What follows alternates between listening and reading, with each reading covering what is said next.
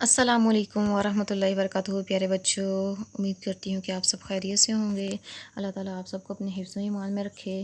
تو آج ہم نے حدیث نمبر 6 کا مطالعہ کرنا ہے۔ دیکھتے ہیں کہ حدیث نمبر 6 کیا ہے۔ درود شریف پڑھیں پہلے تو اللہم صلی وسلم علی نبینا محمد۔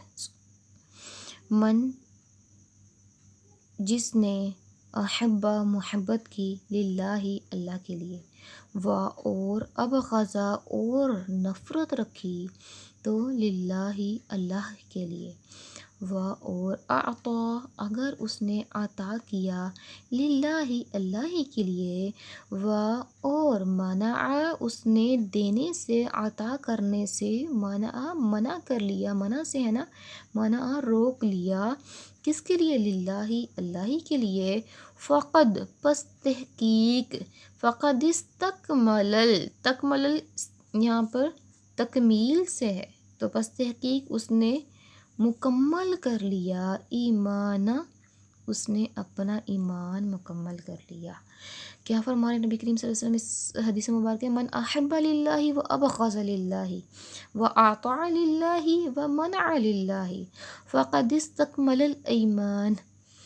نبی کریم صلی اللہ علیہ وسلم پر فرما رہے ہیں کہ جس نے اللہ کے لیے محبت کی اور اللہ کے لیے بغض رکھا اور اللہ کی رضا کے لیے عطا کیا اور اللہ کے لیے روکا تو اس نے ایمان مکمل کر لیا۔ اس حدیث مبارکہ میں نبی کریم صلی اللہ علیہ وسلم نے جو ہے وہ ایمان کی تکمیل کے 4 اصول بیان کیے ہیں۔ یہ آپ کا ایک شورٹ کوسچن بھی بن رہا ہے ویسے کہ تکمیل اس حدیث مبارکہ میں تکمیل ایمان کے کون سے 4 اصول بیان کیے گئے ہیں، یا یہ بھی ایک سوال بن سکتا ہے کہ جو ہے ایمان کی تکمیل کے کتنے اصول ہیں، پہلا تو سوال یہ، اور دوسرا یہ کہ وہ کون کون سے ہیں۔ تو دیکھتے ہیں آگے کیا ہے۔ تو انسان کسی سے محبت کرے تو کس کے لیے کرے؟ اللہ کے لیے کرے۔ اگر کسی سے بغض رکھے تو کس کے لیے رکھے؟ اللہ کے لیے رکھے۔ اگر کسی کو کچھ عطا کرے تو کس لیے دے؟ شو آف کرنے کے لیے نہیں، ریاکاری کرنے کے لیے نہیں، یہ نہیں کہ وہ فلاں بندہ دیکھ رہا ہے میری واہ واہ ہو جائے گی، میں تو بھئی میری سوسائٹی میں بڑی عزت ہوگی کہ یہ تو بڑا سخی ہے، اس لیے نہیں، بلکہ کس لیے؟ اس لیے کہ میرا رب مجھ سے راضی ہو جائے۔ اور کسی کو عطا کرنے سے ہاتھ روک لے، اپنے آپ کو دینے سے باز کر لے کہ نہیں میں نے اس کو نہیں دینا، تو وہ کس لیے؟ وہ بھی صرف اس لیے کہ وہ اللہ کی رضا کے لیے، وہ اس لیے کہ وہ اللہ تعالیٰ کی معصیت، برائی اور زمین میں فتنہ اور دنکا پھیلاتا ہے، اس لیے میں نے اس کو نہیں دینا، کہ اگر میں نے اس کو دیا تو مزید فساد اور بربادیوں کے کام زمین میں یہ پھیلائے گا، اور اس لیے کہ اللہ تعالیٰ اس سے محبت نہیں کرتا تو میں کیوں کروں، اللہ تعالیٰ جو ہے اس چیز کو ناپسند کرتا تو میں کیوں اس کو عطا کروں۔ اگر یہ ہمارے اندر آ جائے گا تو ہمارا جو ایمان اپنے تکمیل کے مراحل کو پہنچ جائے گا۔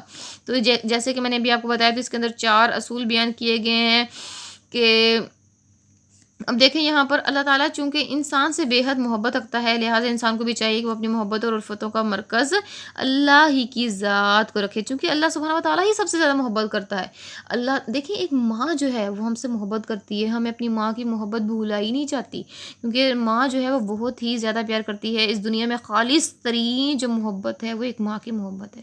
باقی جتنی بھی محبتیں ہیں ان سب کے پیچھے کوئی نہ کوئی مفاد پرستی ہوتی ہے، ان سب کے پیچھے کوئی نہ کوئی فائدہ ہوتا ہے۔ لوگ دیکھتے ہیں کہ جی اس کے پیچھے کیا ہے، میں اسے محبت کر رہی ہوں یا کر رہا ہوں تو اس کے پیچھے میرا کیا مقصد ہے۔ لیکن ماں کی محبت ایک ایسی ہے جو اللہ تعالیٰ نے ودیت کر دی ہوتی ہے اس کے دل کے اندر، اس کا کوئی جو ہے نفع نقصان نہیں وہ دیکھتی، بس اسے اپنے بیٹے سے، اپنی بیٹی سے محبت ہوتی ہے۔ تو دیکھیں اللہ سبحانہ و تعالیٰ تو 70 ماؤں سے بھی زیادہ محبت کرتا ہے۔ تو دیکھیں سب سے زیادہ محبت کرنے کے لائق جو ذات ہے وہ کس کی ہے؟ اللہ تعالیٰ کی۔ اور اگر ہم محبت کرتے ہیں کسی سے تو تب بھی ہمیں یہ دیکھنا ہے کہ میں جو محبت کر رہا ہوں کس لیے کر رہا ہوں، اپنی محبتوں، اپنا لینا، اپنا دینا، اپنا بغض، اپنا کینہ، اپنا ہر ایک کام جو ہے وہ خالص کر لیں اللہ تعالیٰ کی رضا کے ساتھ۔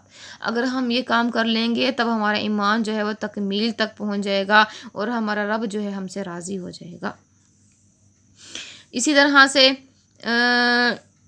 جس سے محبت رکھے تو محض اس لیے کہ اللہ تعالیٰ کی رضا کے لیے، اس کے علاوہ اول تو کسی سے بغض ہی نہ رکھے، کسی کے ساتھ نفرت نہیں کرنی چاہیے، کسی کے ساتھ جو ہے کسی کو برا نہیں جانا چاہیے، کیونکہ ایک بہت ہی اچھا کسی نے یہ قول لکھا ہے کہ دیکھو کوئی انسان برا نہیں ہوتا، کبھی بھی کوئی انسان برا نہیں ہوتا، اس کے اندر اس کا جو فعل ہوتا ہے، کوئی مخصوص فعل، وہ ضرور برا ہو سکتا ہے، اور یاد رکھیں گے وہ فعل جو ہے، اس کا جو کام ہے وہ ختم کیا جا سکتا ہے، وہ اپنے اس کام سے باز آ سکتا ہے، لیکن انسان کو برا کہنا اچھی بات نہیں ہے۔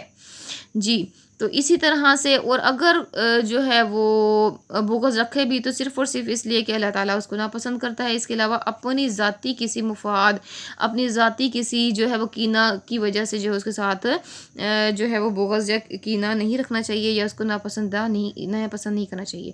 لہٰذا جب کسی سرکش و ظالم کو اللہ پسند نہیں کرتا تو ہم کیوں کریں؟ اس کے علاوہ اگر کسی کو مال عطا کریں تو اس کی بنیاد بھی ریاکاری یا دنیاوی غرض نہ ہو، بلکہ اللہ کی رضا ہو، اور اگر کسی کے سے ہاتھ روکیں تو محض اس لیے کہ اللہ نے اس سے ہاتھ روکنے کا حکم دیا ہے۔ جیسے کہ یہاں پہ میں مینلی آپ کو ایک چیز بیان کرتی جاؤں کہ جیسے کہ آج ہم اگر کسی کو دے رہے ہیں، کچھ کسی کو فائدہ پہنچا رہے ہیں، تو اس کے پیچھے ریاکاری نہیں کرنی چاہیے، پکس نہیں لینے چاہیے، ویڈیوز نہیں بنانی چاہیے۔ اس سے کیا ہوتا ہے کہ دیکھیں، جس کو آپ دے رہے ہیں، جس کو عطا کر رہے ہیں، تو دیکھیں اگر آپ اس میں ویڈیو کیپچر کر لیتے ہیں تو اس میں اللہ تعالیٰ کی رضا کہاں گئی؟